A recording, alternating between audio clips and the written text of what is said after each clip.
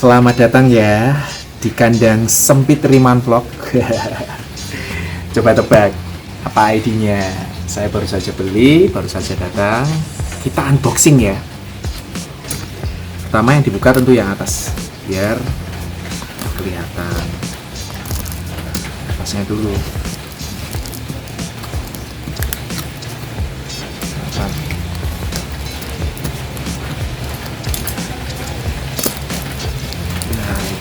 Wow, udah kelihatan kan? Ini cantik. Oke. Kira-kira tadi udah tertutup gini ya 4-5 jam kali ya. Semoga tidak terganggu suara hujan. Dan langkah kedua yang dibuka adalah bagian bawahnya.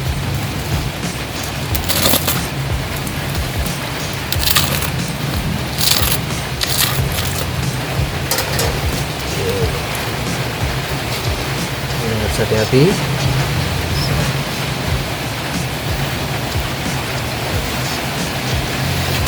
Nah, ini dia. Silakan ditebak apa ID-nya. Nanti ya. Ada berapa daun? 1, 2, 3, 4, 5, 6, 7, 8, 9, 10, 11, 12.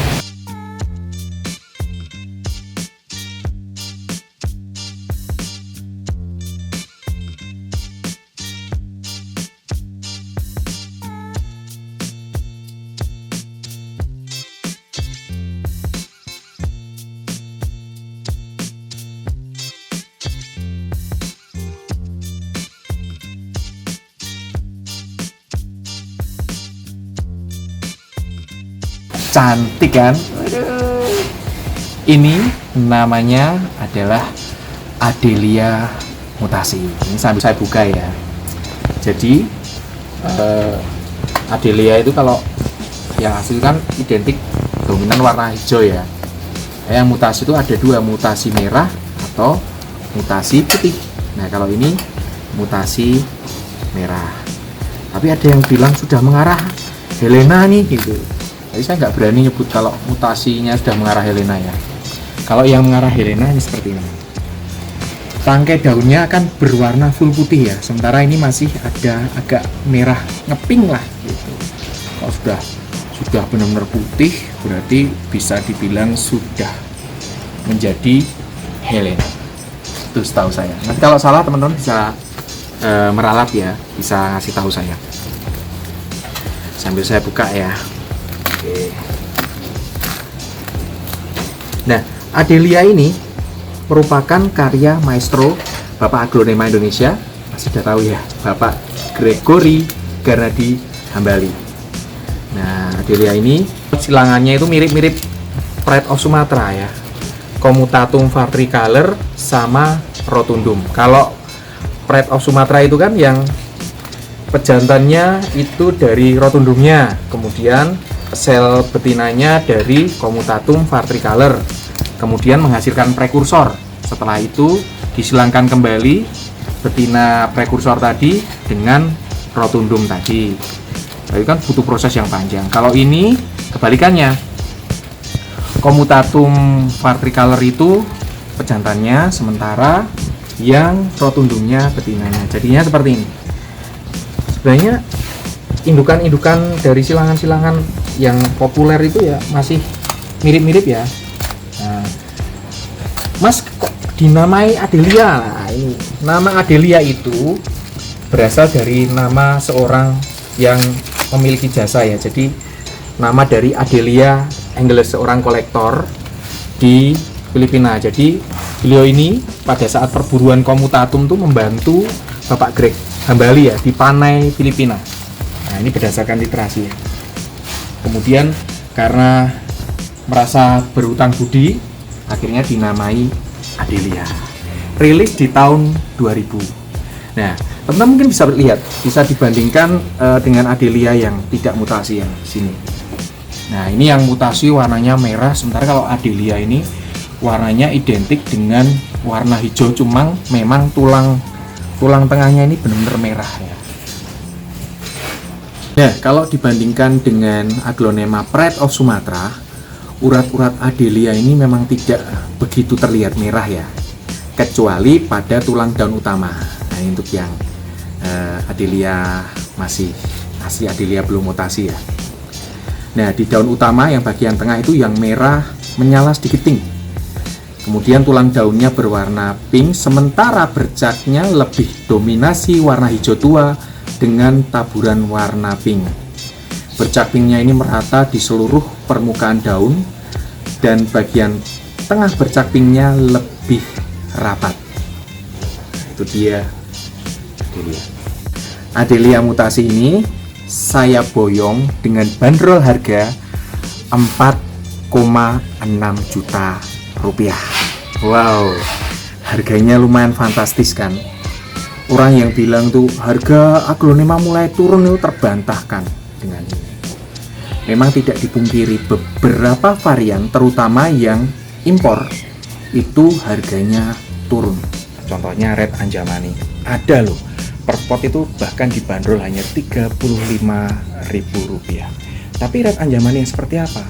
Tentu itu Red Anjamani yang baru saja diimpor dari negara tetangga, belum melewati masa rawatan, adaptasi, perawatan dari pembudidaya yang atau petani-petani Aglonema. Beda dengan Red Anjamani yang sudah rawatan lama alias lokal ya, harganya bahkan bisa di atas 100.000 sampai 200.000 per satu potnya. Nah, Aglonema impor yang baru saja diimpor itu tentu rentan sakit hingga mati. Kenapa? Karena pertama melewati perjalanan yang sangat panjang, lalu saat perjalanan ada luka-luka mikro, luka-luka kecil yang terindikasi nanti bisa memicu infeksi dan sebagainya. Nah, itu kalau langsung dijual ke pemula yang baru saja belajar tentu nggak mampu merawat, akhirnya mati. Murah tentu risikonya mati. Kalau agak mahal ya tentu sudah melewati perawatan dari petaninya. Nah, makanya teman-teman harus memilih. Kalau memang misalnya pengen beli yang murah ya harus siap dengan risikonya atau sudah memiliki kemampuan untuk merawat. Sementara berbanding terbalik dengan Aglonema Kolesian, terutama silangan-silangan dari Bapak Greg Hambali. Harganya wow, bahkan meroket 3 kali lipat dari tahun sebelumnya. Kenapa? Karena memang satu, mengikuti hukum ekonomi, jumlahnya itu terbatas, ya kan? Rata-rata petani di Indonesia ini tidak menggunakan teknologi kultur jaringan yang sekali memperbanyak bisa capai ribuan ya, tapi dengan menunggu anakan, bisa anakan, lalu cacah batang daun pancing, culik induk dan sebagainya, dan itu butuh waktu yang lama. Kemudian corak-corak lokal ini sangat menarik dan menawan ya. Yang Bapak Greg itu kan identik dengan batikan-batikannya dan banyak orang yang suka, sehingga ya kayak rebutan gitu kan. Ini yang menyebabkan Aglonema lokal itu lebih bernilai, memiliki value yang lebih tinggi. Makanya salah ya anggapan kalau Aglonema sedang turun harga. Nah, ini saya boyong deket ya, jadi treatmentnya itu berbeda. Saya boyong dari satu wilayah dengan saya, jadi tadi diantar dekat, cuma di dalam peralon ya sekitar 4-5 jam ya, karena tadi sempat pergi kemana gitu. Ini saya buka, saya diamkan dulu selama 1 hari, biarkan ini beradaptasi, merasakan sirkulasi udara, suhu yang ada di kandang Rimawan Vlog. Berikutnya adalah treatment. ya, treatment yang biasa saya lakukan setelah membeli aglonema dan datang di kandang aglonema Riemann-Vlog. Kalau biasanya saya beli jauh nih, antar kota, antar provinsi gitu kan, biarkan dia beradaptasi dahulu 3 hari atau 1 minggu.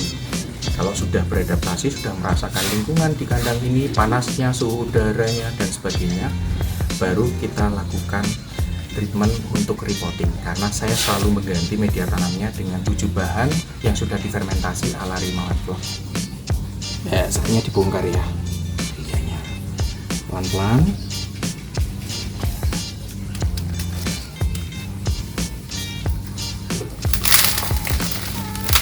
Kita lihat.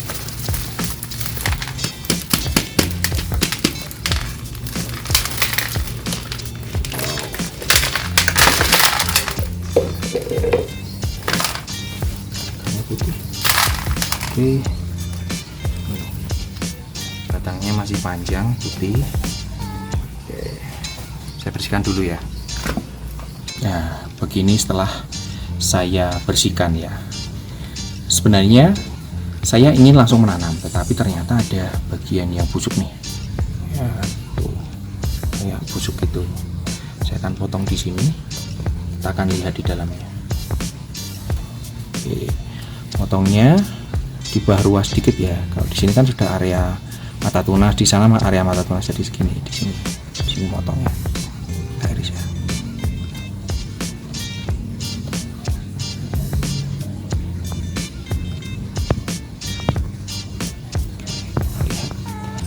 Wow, tuh. Ini ada kayak membusuk gitu, ini juga membusuk. Nah, ini potensi-potensi busuk ini harus dihilangkan. Bagi teman-teman yang baru saja beli dan melihat ada potensi seperti ini, jangan ditunggu atau dibiarkan saja. Nanti juga sembuh, jangan. Yang kita nggak tahu ya, dia semacam kalau ini didiamkan aja, dia akan mencoba untuk survive, bertahan hidup. Tapi akan kita bantu supaya dia penyembuhannya cepat. Potensi busuk ini tadi tidak menyebar, bahkan bisa menjadi spot. Nah, makanya kita keruak. Istilah saya itu saya keruak. Kita hilangkan aja. Kita cek. Nah, tuh kan potensinya tuh dia bisa nyebar ke dalam loh, sampai ke atas loh. Aja nggak terlalu parah ya.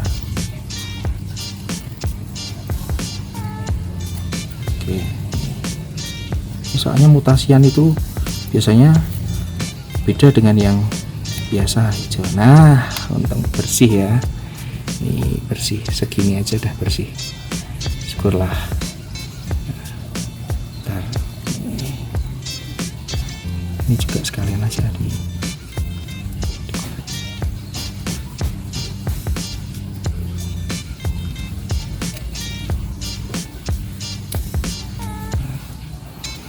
areanya bersih, di sini atasnya juga udah bersih.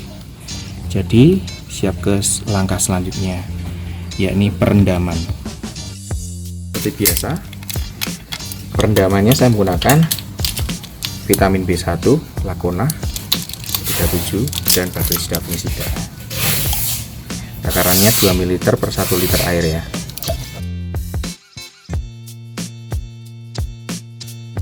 Bacterisida fungisidanya RC37 3-7 tetes per 500 ml. Nah, 15 tetes. Bonggolnya tadi masukin.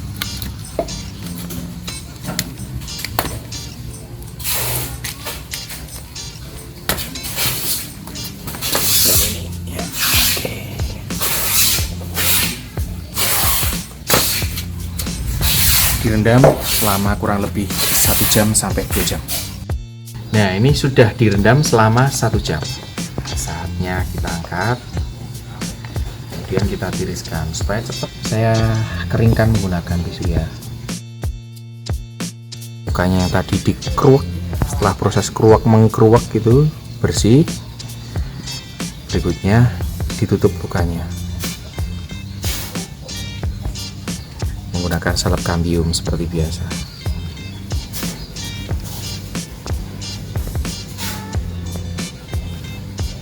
Oke, kemudian kita oles. Oke,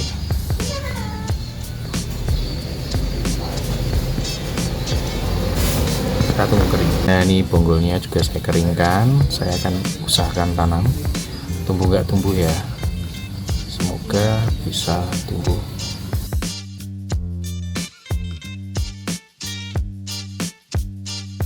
Nah ini teman-teman, kalau sudah kering seperti ini, wow, benar-benar keringnya, dia itu lengket seperti karet gitu, menempel erat kuat di luka. Ini kalau memang agak luka-luka potensi spot itu saya coel-coel ya.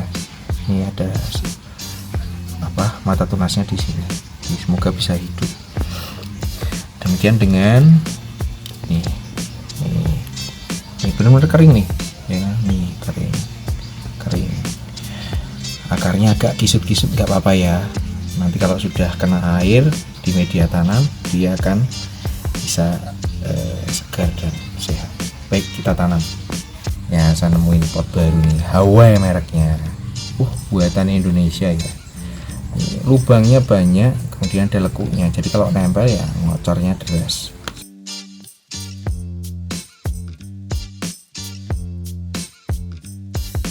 Adelia mutasi ini ada luka, saya akan mengkombinasikan bawahnya sekam bakar dan pasir malang dengan perbandingan 1:1. Nah ini media tanam ini tuh anti lonyot, bagus banget. Kemudian tidak lupa diberikan nyengkek untuk mencegah munculnya hama, kutu, serangga di dalamnya. Tabur merata. Kemudian diberi media tanam 7 bahan, jadi di atasnya media tanam 7 bahan.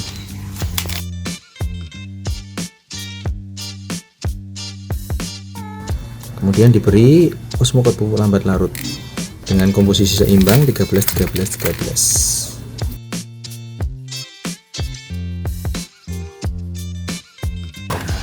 Ini bonggolnya ditanam. Tanam menggunakan pasir malang dan sekam bakar perbandingan 1:1.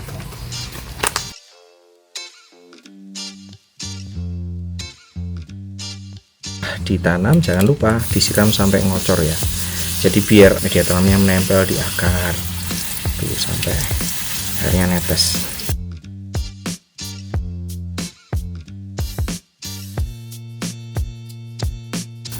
Semoga bonggolnya bisa tumbuh. Setelah proses ini, selanjutnya adalah ditaruh di area yang teduh. Jadi demikian teman-teman konten kali ini. Terima kasih banyak. Sampai jumpa di konten selanjutnya.